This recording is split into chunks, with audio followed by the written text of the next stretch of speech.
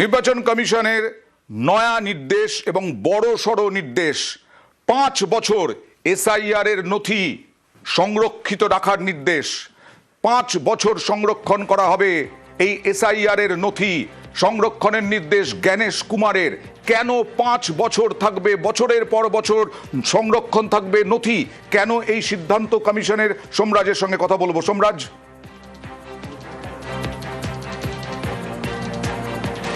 দেখো, আজ যখন জেলা শাসকদের সঙ্গে বৈঠক চলছে দেশের মুখ্য নির্বাচন কমিশনার জ্ঞানেশ কুমারের, সেই বৈঠক চলাকালীন সময় জেলা শাসকদের উদ্দেশ্যে সতর্ক বার্তা দিয়ে জাতীয় নির্বাচন কমিশন বলে যে শুধুমাত্র জেলা শাসক নয়, এই সতর্কবার্তা ইআরও এবং এইআরওদের জন্য এসআইআর এর যে নথি, অর্থাৎ এখানে বলা হচ্ছে এসআইআর এর জন্য যে প্রত্যেকটি ডকুমেন্ট এবং যে সিদ্ধান্ত নেওয়া হচ্ছে সেটি জাতীয় নির্বাচন কমিশনের তথ্য ভাণ্ডারে সংরক্ষিত করা থাকবে।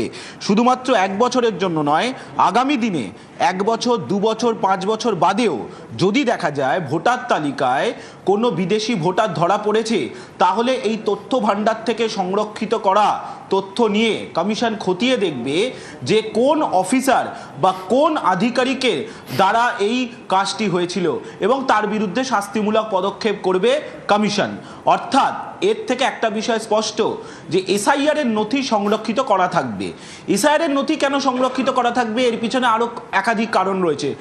প্রথমত, আগামী দিনে যদি কেউ আদালতে মামলায় যায় যে তার নাম বাদ দেওয়া হয়েছে অনৈতিকভাবে, বা আগামী 6 মাস 1 বছর বাদেও যদি 2025-26 এসআইআরকে কেন্দ্র করে কেউ মামলা করতে চায়, তখনও জাতীয় নির্বাচন কমিশনকে সেই এসআইআর এর নথি তাদের তথ্য ভাণ্ডারে সংরক্ষিত করে রাখতে হবে। সেই জায়গা থেকে এই নির্দেশগুলো কি বিহারেও তো এসআইআর হয়েছে কয়েকদিন আগে, কয়েক মাস আগে, ভোটের আগে, এবং মহারাষ্ট্রেও হয়েছে। মহারাষ্ট্র বিহারের ক্ষেত্রেও প্রযোজ্য নাকি শুধু পশ্চিমবঙ্গের জন্য?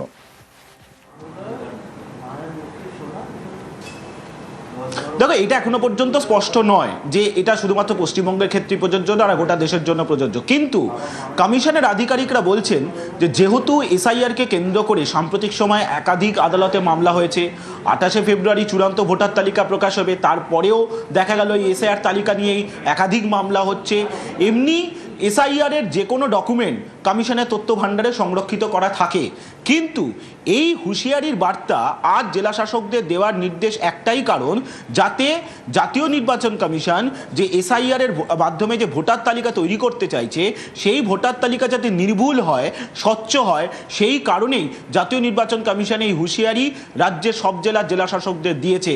এবং একটা বিষয় স্পষ্ট করে দেওয়া হয়েছে, আজ বলে নয়, 1 বছর, 2 বছর, 5 বছর বাদেও যদি দেখা যায় এই ভোটার তালিকায় কোনো বিদেশি রয়েছে এবং সংশ্লিষ্ট কোনো অফিসার এর সঙ্গে সরাসরি যুক্ত রয়েছে, তাহলে জাতীয় নির্বাচন কমিশন 1 বছর, 2 বছর নয়, আগামী দিনেও 5 বছর বাদেও শাস্তিমূলক পদক্ষেপ নিতে পারে সংশ্লিষ্ট অফিসারের বিরুদ্ধে।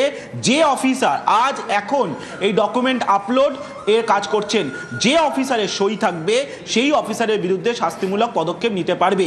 অর্থাৎ এসআইআর এর নথি, বিশেষ করে এ রাজ্যে এসআইআর কে কেন্দ্র করে বিশেষভাবে নজর দিচ্ছে জাতীয় নির্বাচন কমিশন। এ নিয়ে তুমি বললে এখনো স্পষ্ট নয় বিহার বা মহারাষ্ট্রের ক্ষেত্রে বা শুধু পশ্চিমবঙ্গের ক্ষেত্রে কিনা, তবে এই নির্দেশ তো প্রথম।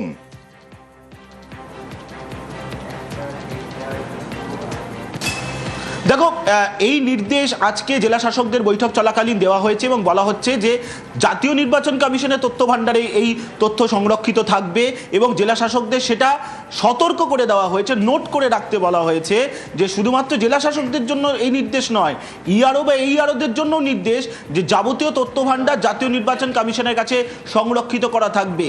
এর একটা কারণ, এই যে সংরক্ষিত করে রাখার একটা কারণ, যাতে জেলা শাসকরা বা কোনো সরকারি আধিকারিক যদি কোনো ভুল করে থাকেন তাহলে তার বিরুদ্ধে শাস্তিমূলক পদক্ষেপ হবে। দ্বিতীয়ত কারণ, এই তথ্য ভাণ্ডার সংরক্ষিত করে সোমরাজ আসবো। এই মুহূর্তে তৃণমূল কংগ্রেস মুখপাত্র জয়প্রকাশ মজুমদার আমার সঙ্গে আছেন। জয়প্রকাশ বাবু, নির্বাচন কমিশন আজকে নির্দেশ দিয়েছে যে এসআইআর এর নথি সমস্তগুলো 1 বছর, 2 বছর, 5 বছরের জন্য সংরক্ষিত থাকবে। 5 বছর পরেও যদি দেখা যায় যে এখানে কোনো বিদেশি রয়েছে, নাম রয়েছে, কোনো অনুপ্রবেশকারীর নাম রয়েছে, তাহলে সংশ্লিষ্ট অফিসারের বিরুদ্ধে ব্যবস্থা নেওয়া যাবে সেইটা ধরে। যদিও নির্বাচন কমিশন বলছে পরবর্তীকালে যদি কোনো মামলাও হয় তার জন্য নথি সংরক্ষিত রাখার নির্দেশ। কি বলবেন? না, জমিদারি মনোভাব। আগেকার জমিদাররা এরকম বলতেন, নিজেদের দোষ দেখতে পেতেন না, চাবুক আর হুমকি আর লাঠির সাহায্যে শাসন করতেন। আর আমাদের নির্বাচন কমিশন এখন হুমকি আর ধমকি দিয়ে শাসন করার চেষ্টা করছেন। মানছেন না যে বিজেপির নির্দেশে এসআইআর করতে গিয়ে চূড়ান্ত অপ্রস্তুত, অপরিকল্পনা, কোনো কিছু নেই। কিন্তু এখন এসে বলছেন কি, ডিএমদের বলছেন খবরদার দেখে নেব, ডকুমেন্ট থাকবে, জেলে পুরব।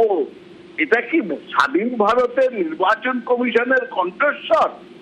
লজ্জা হয় না? 2 বছরের কাজটা 2 মাসে করার জন্য যে লোকরা তাদের সাহায্য করছে তাদেরকেই ভয় দেখাচ্ছেন, চাবুকের ভয় দেখাচ্ছেন। জমিদারদের সঙ্গে কোনো তফাৎ নেই জ্ঞানেশ কুমারের। এই জ্ঞানেশ কুমার ভারতবর্ষের গণতন্ত্র হত্যা করতে গিয়েছিল, সুতরাং সামনের দিনে জনতার আদালতে তার বিচার হবে, তাকে শাস্তি পেতে হবে। ধন্যবাদ, ধন্যবাদ। আর এই যে যেটা কিছুক্ষণ আগে বললেন জয়প্রকাশ মজুমদার, যে এই খবরটাও তো আছে সম্রাট, যে জেলা শাসকদেরও কড়া হুঁশিয়ারি দিয়েছেন জ্ঞানেশ কুমার। এবং কেন দিতে হলো জেলা শাসকদেরকে এই রকম হুঁশিয়ারি? ইআরও ধরেও হুঁশিয়ারি দিয়েছেন। কি হুঁশিয়ারি এবং কেন?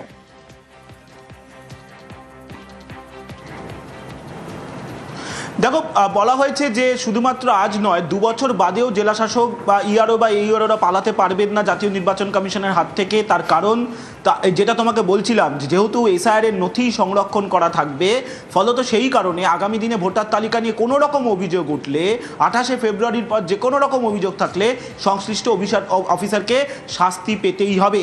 এবং সেই সুরেই আজকে দেশের মুখ্য নির্বাচন কমিশনার জ্ঞানেশ কুমার স্পষ্টভাবে সতর্ক করে দিচ্ছেন জেলা শাসকদের, যাতে যে ডকুমেন্টগুলি তারা আপলোড করছেন সেগুলি আবার রিভেরিফাই করুন। এই জায়গায় কেন আসতে হলো জাতীয় নির্বাচন কমিশনকে, কেন এই নির্দেশ দেশের মুখ্য নির্বাচন কমিশনারকে দিতে হচ্ছে?